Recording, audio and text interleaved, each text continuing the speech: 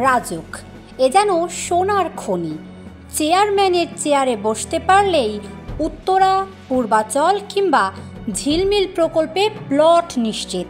তাও আবার যেন তেন প্লট নয়, পূর্বাচলে বাগিয়ে নেওয়া যায় 10 কাঠার প্লট। রাজুকের উত্তরা প্রকল্পে অবশ্য 10 কাঠার প্লট পাওয়ার সুযোগ নেই, সেখানে প্লটের আকার 5 কাঠা। ঝিলমিল প্রকল্পে প্লট তো নস্যে। গত 15 বছরেও সরকারি প্লট বাগিয়েছেন সংস্থাটির অনেক চেয়ারম্যান। আওয়ামী লীগ সরকার পতনের আগে ভাগে যিনি চেয়ারম্যান ছিলেন, সেই আনিসুর রহমান মিয়ার পছন্দ ছিল পূর্বাচল। তিনি এখানেই নিয়েছেন 10 কাঠার প্লট।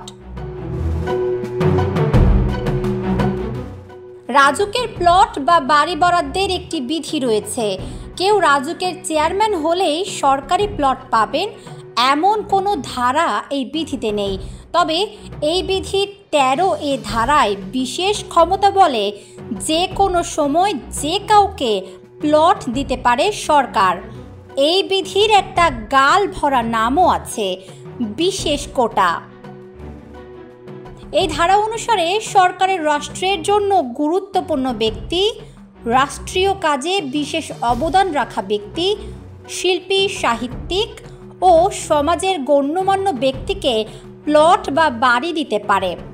রাজুকের চেয়ারম্যান সহ শীর্ষ পর্যায়ের আমলা কিংবা মন্ত্রী, এমপিগণ সাধারণ রাষ্ট্রের জন্য বিশেষ অবদান রাখার ক্যাটাগরিতে প্লট নেন।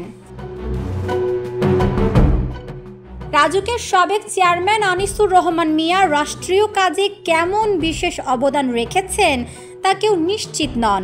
তবে তিনি একটি বিশেষ কাজ করেছেন, তা হলো পূর্বাচল উপশহরের সাবেক প্রধানমন্ত্রী শেখ হাসিনা ও তার পরিবারের 6 জনের প্রত্যেকের নামে 10 কাঠা করে 60 কাঠা জমি বরাদ্দ দিয়েছেন।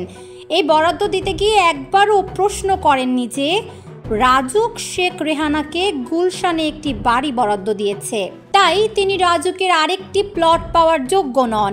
কিংবা একবারও প্রধানমন্ত্রীর নজরে আনেননি যে একই পরিবারের একাধিক ব্যক্তির নামে প্লট বরাদ্দ অনৈতিক।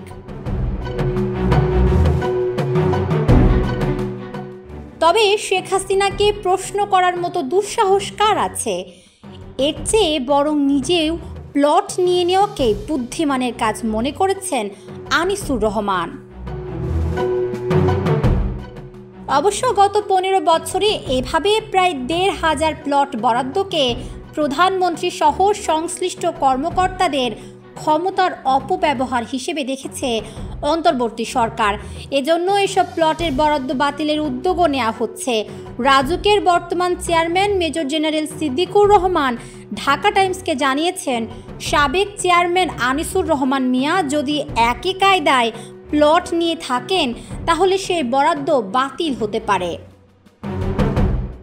সাধারণত গৃহায়ন ও গণপূর্ত মন্ত্রণালয়ের অধীনস্থ সংস্থাগুলোর শীর্ষ পদের কর্মকর্তাদেরকেই রাজুকের চেয়ারম্যান পদে নিয়োগ দেয় সরকার। তাই এই কর্মকর্তাদের মধ্যে সবসময় প্রতিযোগিতা থাকে রাজুকের চেয়ারম্যান হওয়ার। অবশ্য সরকার চাইলে অন্য কোনো সংস্থা বা আমলাতন্ত্রের কর্মকর্তা কিংবা তাদের বাইরে থেকে চুক্তিভিত্তিক নিয়োগও দিতে পারে।